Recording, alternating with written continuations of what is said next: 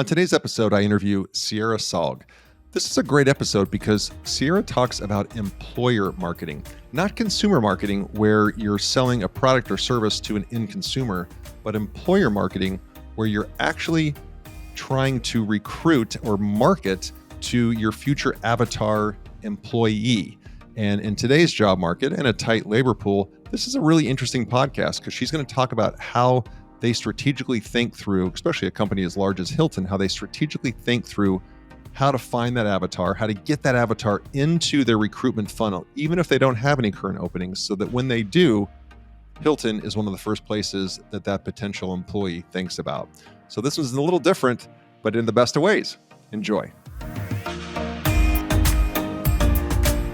Ciara is a passionate branding, marketing, and advertising manager who gets really creative with a passion for employer and consumer branding.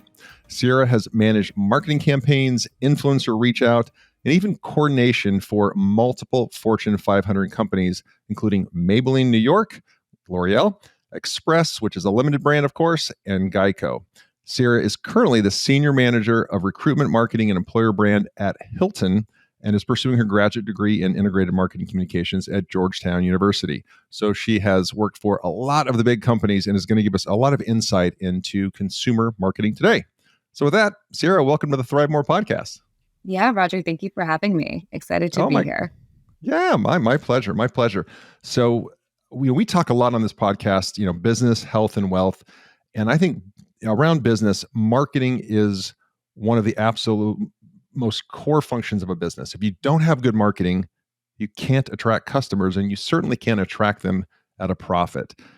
So this is going to be a wonderful interview because we can really dive down into what creates an attractive brand, what makes a sticky brand. But before we get there, it's always interesting for me and the listeners to understand, before you ended up at Hilton, what was your journey along the way, so to speak? Yeah, my journey's definitely taken a lot of twists and turns. So I went to undergrad in Washington, D.C., which obviously provides you with a ton of opportunities to intern and try new things. So I interned everywhere from a nonprofit that focused on microfinance for small businesses that were founded by women, to being a social media coordinator at a magazine, to also being a social media coordinator at a movie marketing company. So got to try a bunch of different things. And then my first job out of college was at a marketing agency based in DC. And we focused primarily on consumer brands targeting the Gen Z and millennial demographic.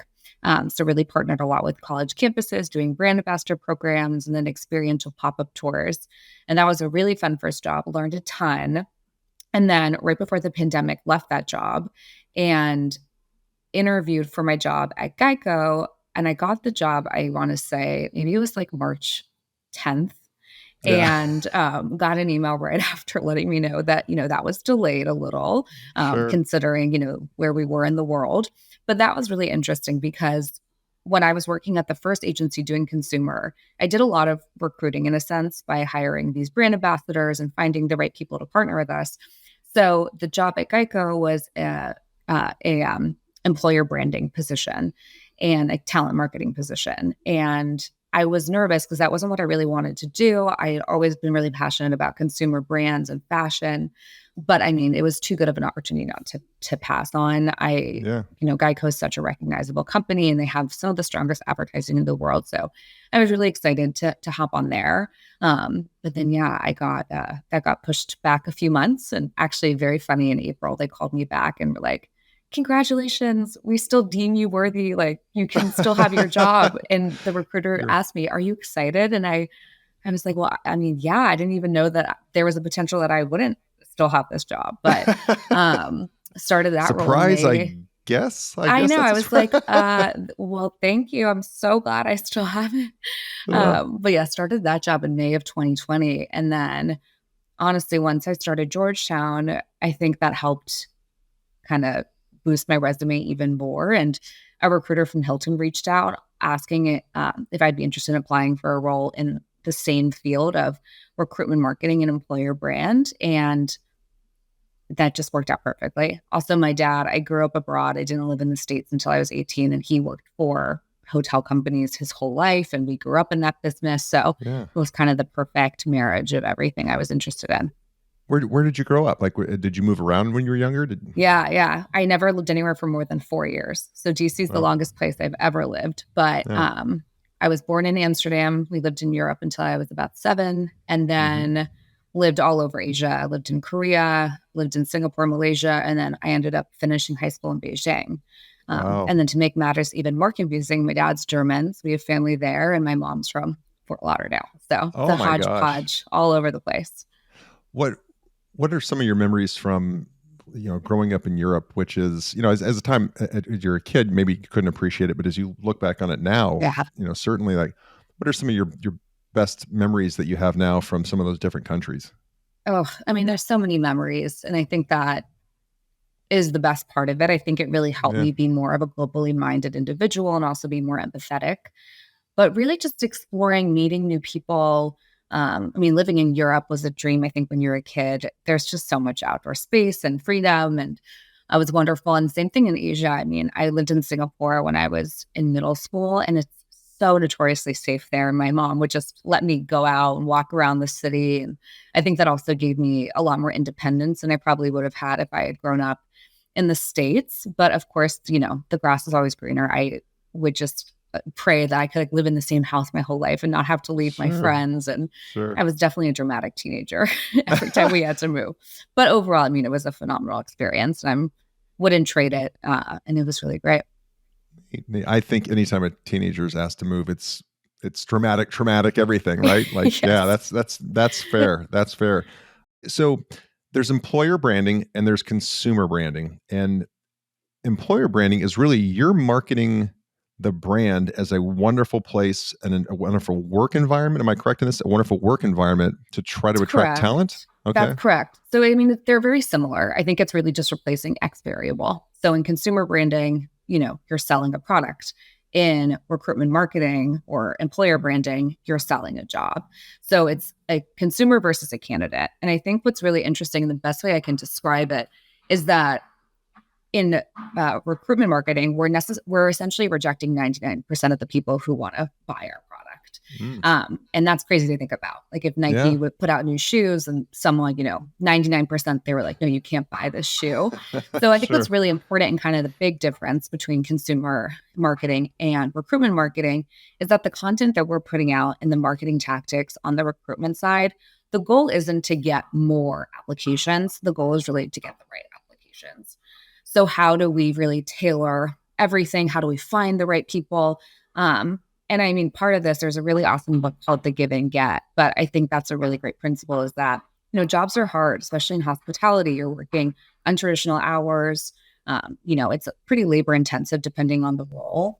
And, that's what you're giving. But in return, you're getting, a company that has the best, I think, company culture, industry leading benefits, flexibility. So really kind of clarifying, what it's going to take to thrive in that job and Yeah. making that clear to the candidate from the get-go. So I think Yeah. that's the key difference. It's just you have to be a lot more, in my opinion, strategic with what you're doing.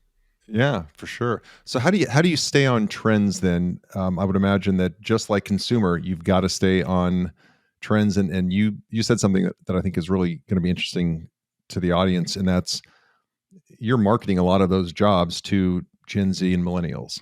Yeah. And those of us in Generation X, like me with the gray hair, are still working to figure, like every generation tries to figure out the younger generations. But how do you stay? How do you keep up on the trends then with Yeah. Gen Z, millennials, and what they're looking for? And it's always changing. I mean, Gen Z Yeah, is a completely different, field, and we're still trying to figure out what they want as they're entering the workforce.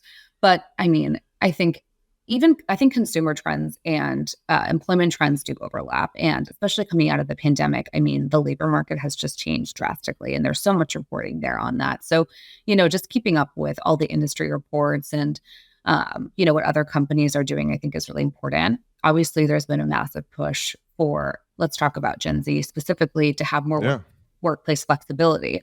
Now, that yep, being said, I think the millennial generation is pushing more for work from home, hmm, whilst Gen Z, I mean, they grew up part in the pandemic and they do tend to value more of those in-person experiences. So most Gen Zs do want, to come in the office a few days a week, but still have that flexibility to, Yeah.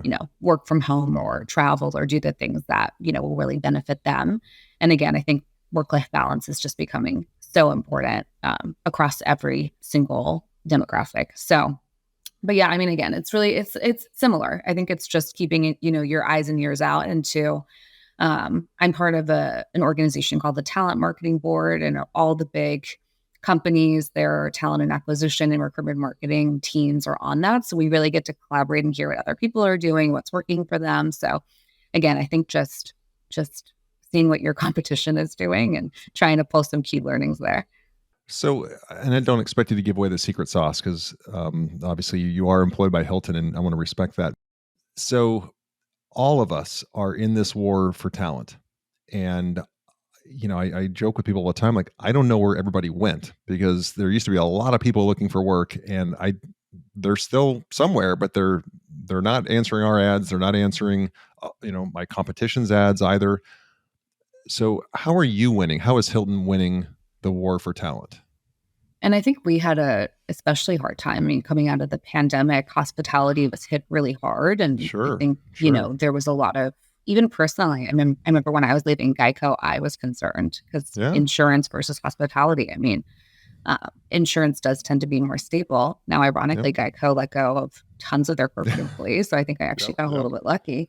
But I mean, I think again, I think it's really that give and that get. So what messaging, how, upfront are we being about the responsibilities of the position and then what they're going to have in return? And how do you find the right people? So that too, it's being creative about where you're like searching for talent. We just did a campaign that I'm very proud of called the Every Job Makes the Stay campaign. And that's built off the Hilton Enterprise campaign, which is Hilton for the Stay.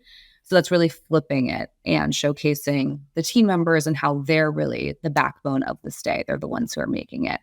And I think too, finding ways to pop out from the kind of general run-of-the-mill recruitment marketing avenues. I mean, those tend to be job boards a lot of the time, LinkedIn. But how do you show up and meet an audience that maybe doesn't even know about your job or your company? So again, with that campaign, we were able to leverage the Hilton brand name on the consumer side. And then two, we showed up via display ads that were retargeted. We did paid social, so reaching audiences. And then that, I think it just really does help you reach just such a broader audience that's not stuck on those same platforms. And also maybe an audience that's not currently looking for a job, but Yeah. when the time does come, there's that recall and that recognition and will be in their consideration set when they're, looking for their next opportunity. Yeah. Obviously, influencer marketing is huge for consumer products. So you said Mhm. Nike shoes, shoes, fashion, clothes, food.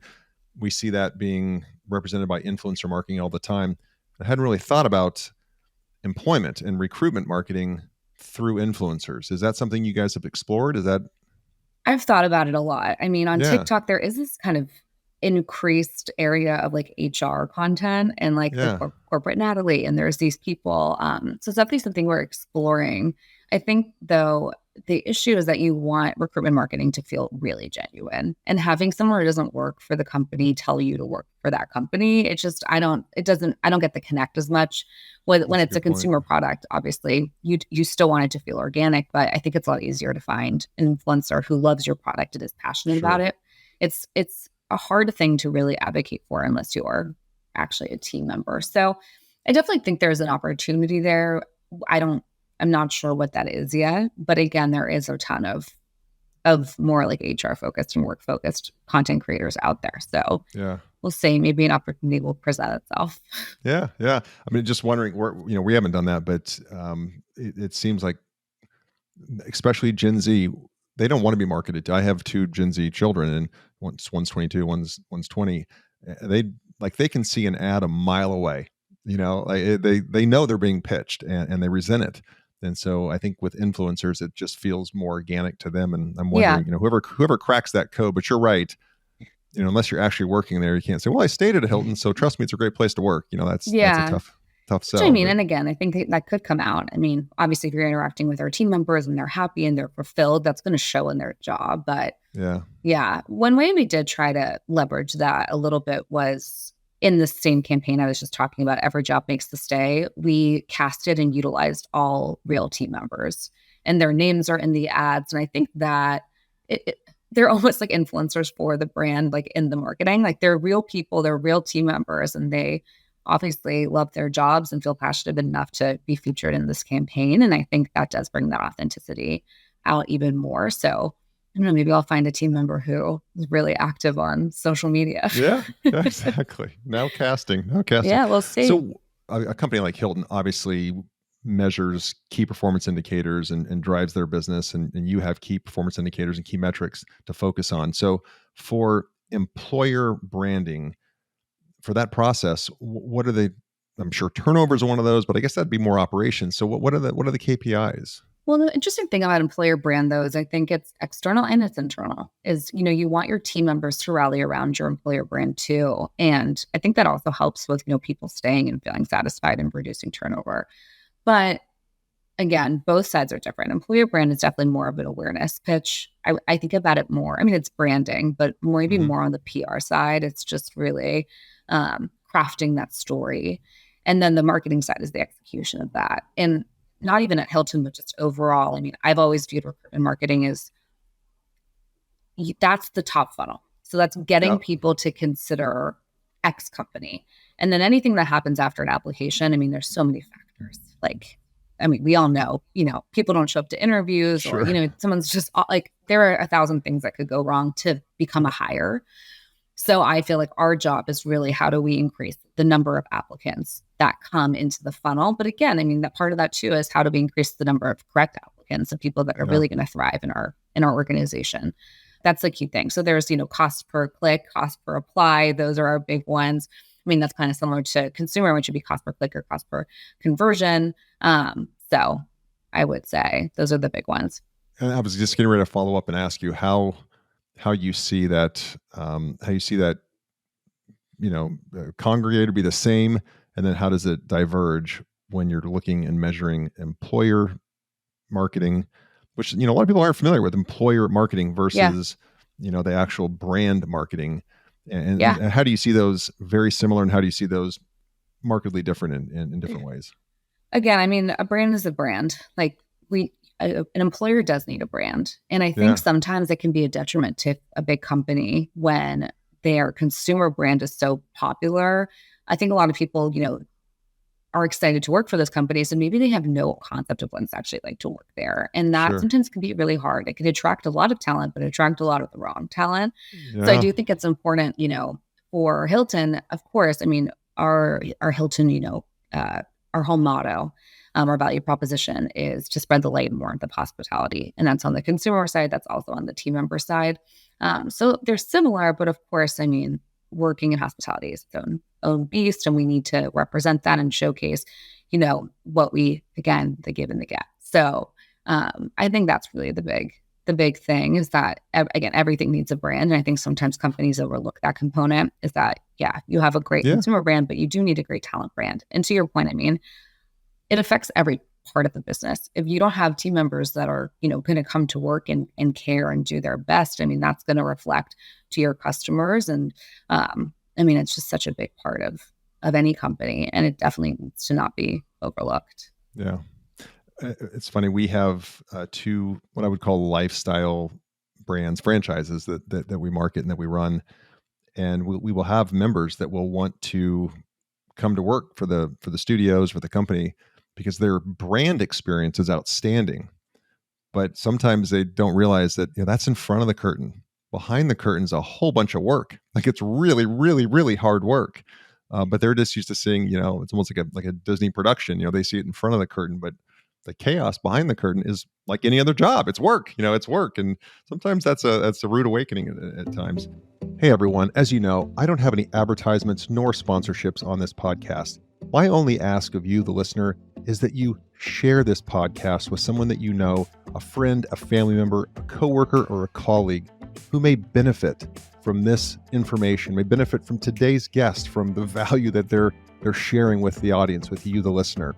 When you share this podcast and our audience grows, it allows me to book more and more guests who have a great message, great nuggets of wisdom that you can benefit from, and again, your network can benefit from. So please, right now, push that share button, send it to somebody that you care about, and let's get back to the interview. I've asked this in a different way, but I'd love to ask it just directly, like, and not necessarily Hilton, but if you were to consult for, and let's say small to mid-sized business, a lot of the listeners for this podcast are there entrepreneurs, or there are a lot of people that are in corporate America that are looking to make that jump into entrepreneurship and start their own business, buy a franchise, whatever it may be, or they're running a current company, but it's probably a small or mid-sized company.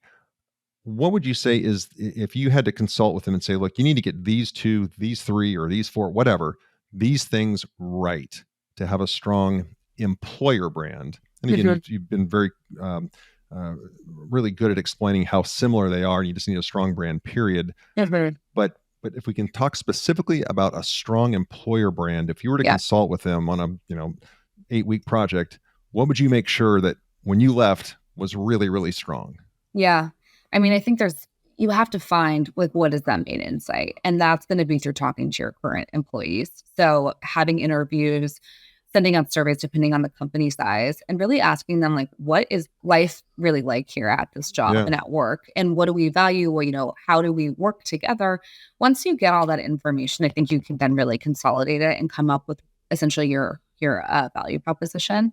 And that's going to be key. So I'd say, like, come up with that, make sure everyone in the room agrees and feels like that resonates with them, and then figure out how to action on it. So, make sure that it's visible. Even if you're a small company, I mean, having even a dedicated page on your website to, your opportunities and your corporate culture, or, your culture at work, and just having that listed is really, really important.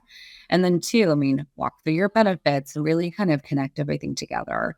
And then 2, I know personaing is a big thing in consumer marketing, but it's same for recruitment marketing.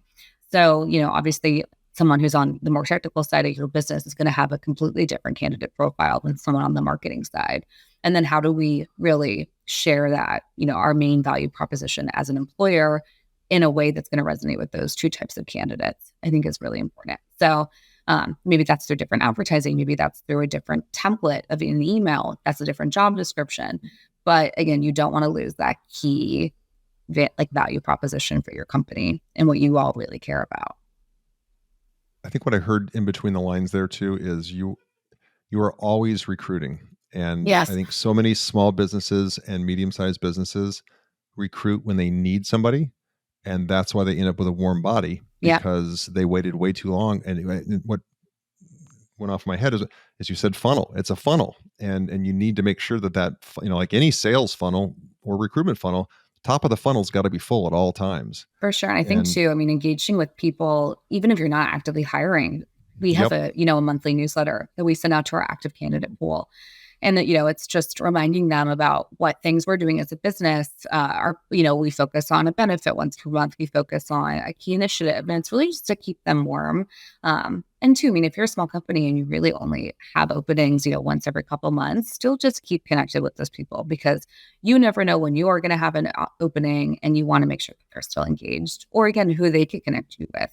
I'm sure, like, they have a friend who needs a job. That would be awesome. And then 2, I think that goes back to really emphasizing in your communication what you care about as a company and who you're looking for, because that's going to make it so much easier for you to find the right people when the time comes too. Yeah, no, agree. We talk with our team members and even our own HR team. It doesn't matter if we have an opening. We should be recruiting, always recruiting, because you never know when you need that person. So before working in Hilton, you had different roles at Geico, which was one of the most recognizable brands. And what I'm so, I think, in awe of, because Geico to me really started it, and then you saw everybody else pile on behind them, is they took the most boring product, the most commoditized product, a product you can't see, touch, or feel, and gave it an amazing personality. Yeah. So I would just love to hear kind of your, from the inside out, how, I'm sure that was a very, diligent and intentional approach they took, but, talk a little bit, if you could, about Geico and just the fact that they are marketing air.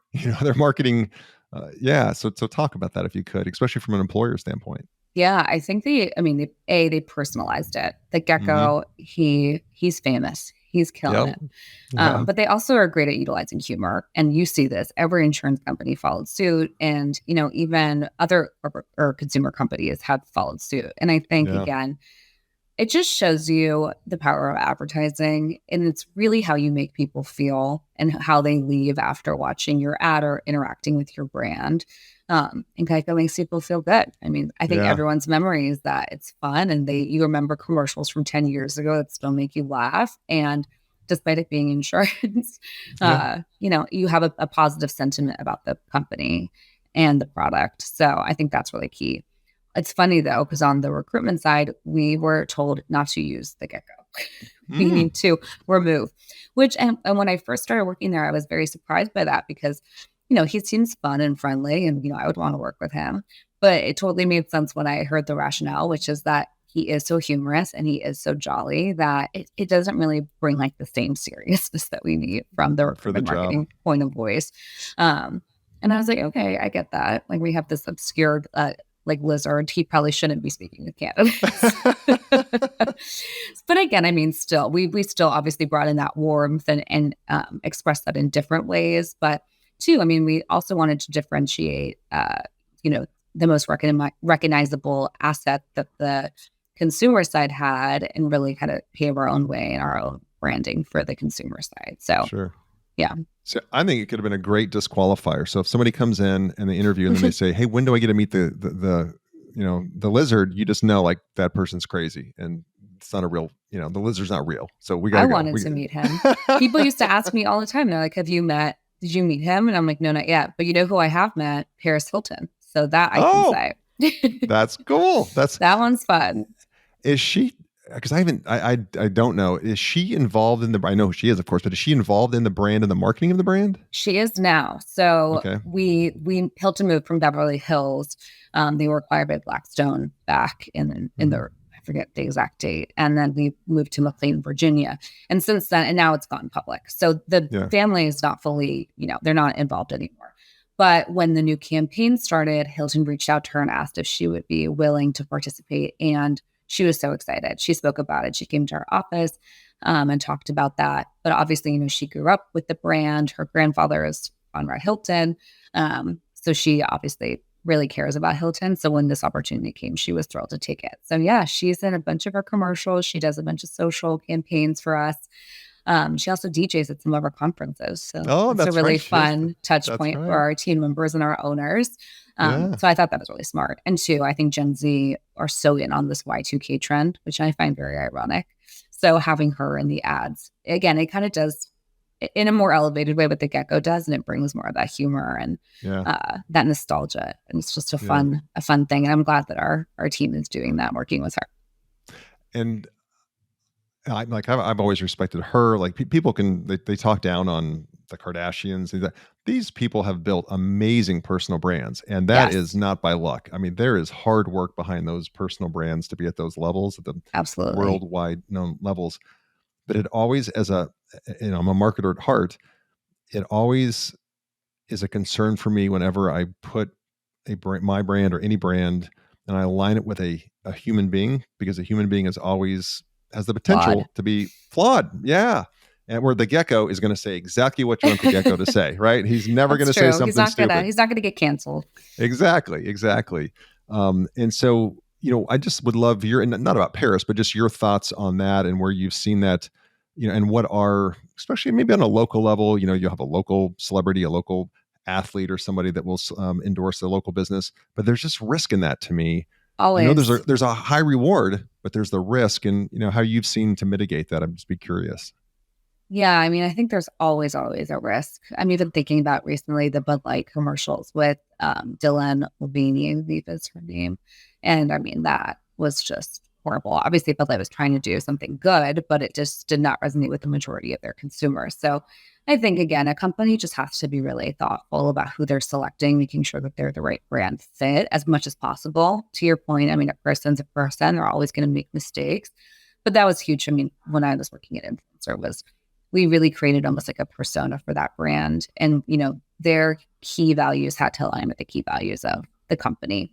And I think people, even though we're in a culture where you can say one thing and it does really get blown up, I think people are also understanding. So if it's not horrible, it can be forgiven. I mean, honestly, the news cycle, people forget in like 2 seconds. For sure. So I think that would be my advice. Is just make sure at least whoever you're aligning your brand with, they have the same values that you do. Yeah. And then you can't control, you can control. Yeah. You can control exactly. everything. Yeah. As we tape this episode, I think just the last 2 or 3 days, it was announced that the UFC, the Ultimate Fighting Championship, just signed Bud Light signed back with them for over $100 million sponsorship, which is telling me they're buying their way back into their core, 100%. their core audience. Yeah, 100%. I'm sure the UFC said, whatever number you're thinking, double that and we'll consider it. But that was just I mean, again, they were trying. I mean, it also felt a little bit disingenuous for Bud Light, in my opinion. I mean, they were trying to enter this LGBTQ plus demographic and appeal to them, but they never really have before. So I think maybe smaller steps. Yeah, you're right. It's great intent, horrific execution.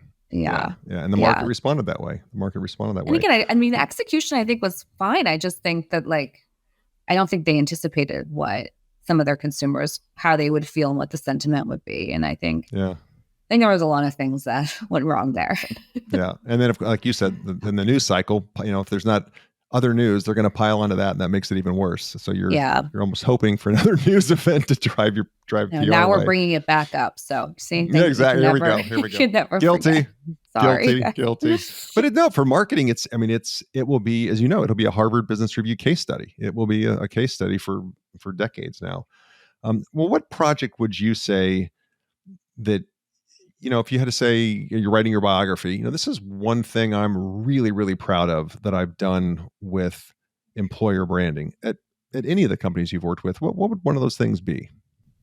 I definitely think this campaign I keep talking about. Yeah. I mean, it was the first time I've really seen a company align their recruitment marketing with their consumer marketing so well.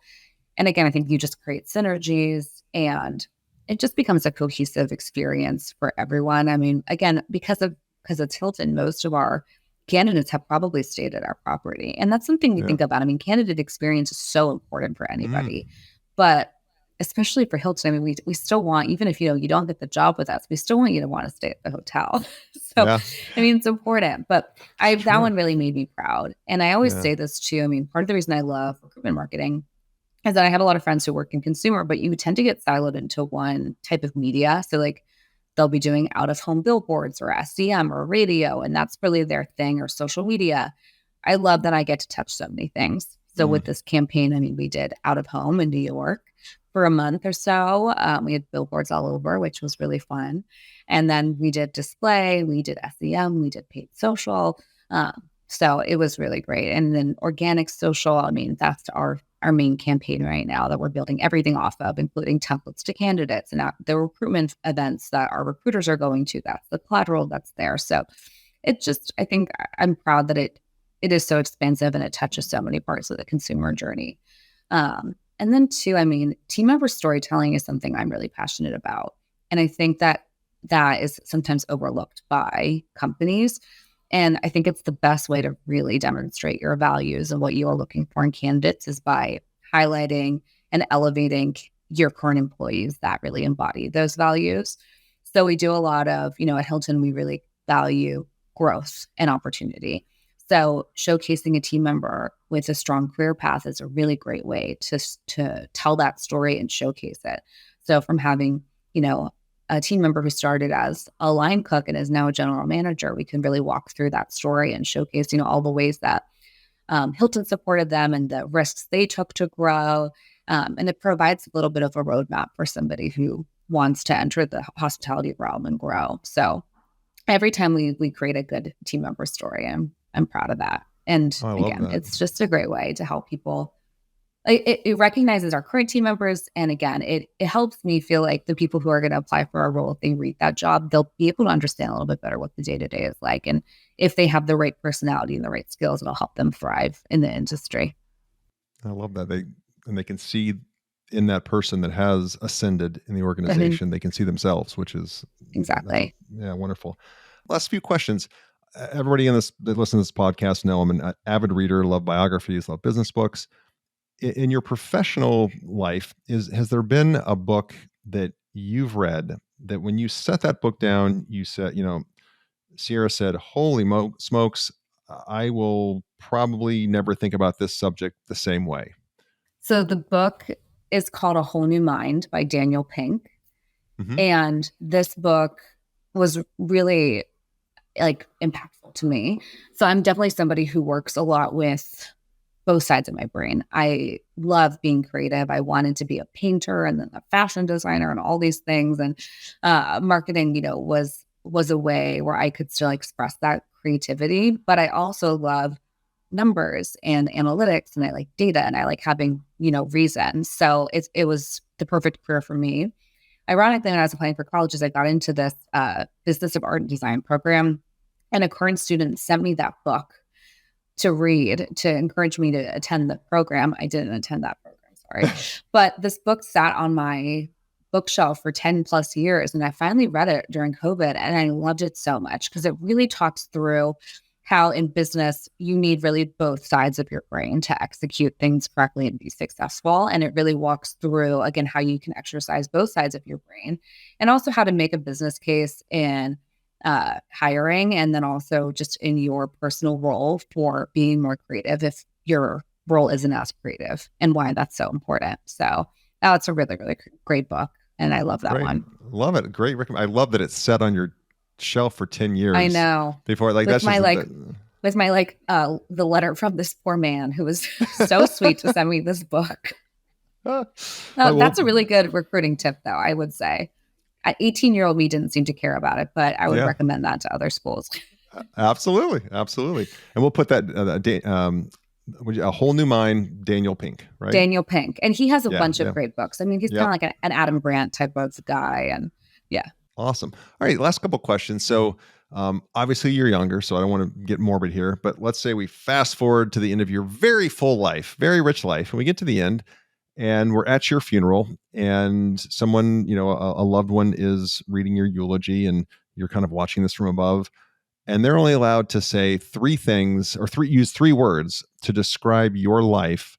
How would you hope, and what are you working towards so that they use whatever three words you're about to say to describe you? What would you hope they would say? If you gave me four, I'd want them to say she tried her best. But honestly, I mean, at the end of the day, I mean, I love the people around me. That's the most important. So I guess loyal, caring, passionate. I love she tried her best. We'll give you an extra word. That's great. She tried her best. I mean, I love work and I love my job, but I love my life too. And I'm a big, personal proponent of work-life balance. And that's really what drives me, the people around me. So love it. We're just trying our best. Trying our best, right? So we're all on this rock. That's all you can do. We're on this all on this rock, spinning through space. Exactly.